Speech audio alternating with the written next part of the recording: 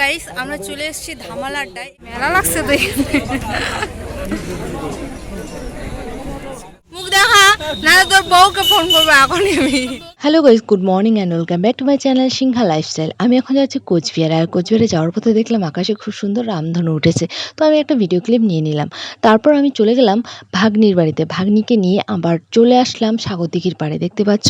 তো সাগরদিঘির পাড়ে এসে আমাদের একটু চা খাওয়ার ইচ্ছে হলো, তো আমরা এখানে নিয়ে নিলাম 2 কাপ চা। তো চাটা এত ভালো ছিল না, কিন্তু তবু আমার ভাগ্নি ভিডিওতে বললো যে ভালো হয়েছে।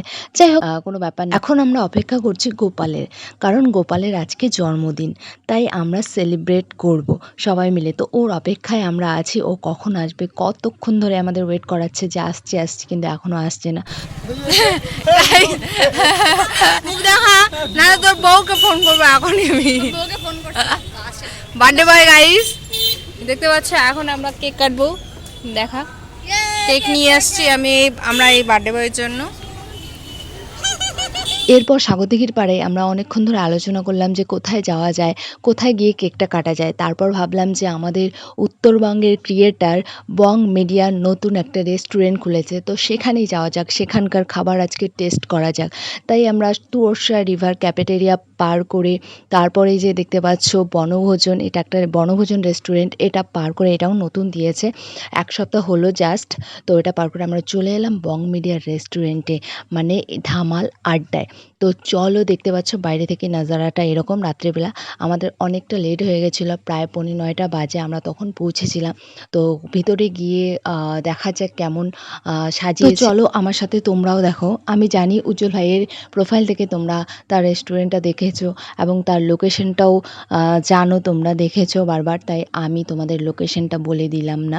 নেক্সট কোনো দিন আমি যদি দিনের বেলা যাই, তাহলে তোমাদের ভালোভাবে লোকেশনটা আমি দেখিয়ে দিব এবং বলে দিব কিভাবে যাবে ধামাল আড্ডায়। আমি গিয়ে দেখতে পাচ্ছি যে প্রচণ্ড পরিমাণে ভিড় দেখতে পাচ্ছ, আর এটা হচ্ছে ধামাল আড্ডার লোগো।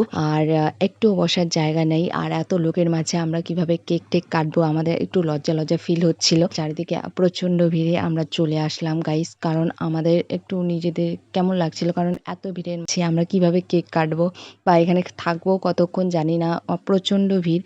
আর এখানে খাবার দিতেও হয়তো অনেকটা লেট করবে, যেহেতু আমরা আবার গেছিলামও প্রায় 9:45-র দিকে, তাই আমরা সেখান থেকে কিছু না খেয়েই চলে আসলাম, যেহেতু অনেকটা লেট হয়ে গেছে আর হয়তো অনেকটা লেট হয়ে যাবে আমাদের খেতে খেতে। তাই তারপরে আমরা চলে আসলাম আমাদের আবার বাঁধের পাড়ের বনভোজন রেস্টুরেন্ট। এখানে দেখতে পাচ্ছ যে এখানে অনেকটাই ফাঁকা টাকা, তো তাই জন্য আমরা ভাবছি যে এখানে কেকটা কেটে তারপর আমরা বাড়ি যাব, যেহেতু প্রায় 9:30 বেজে গেছিলো এখানে।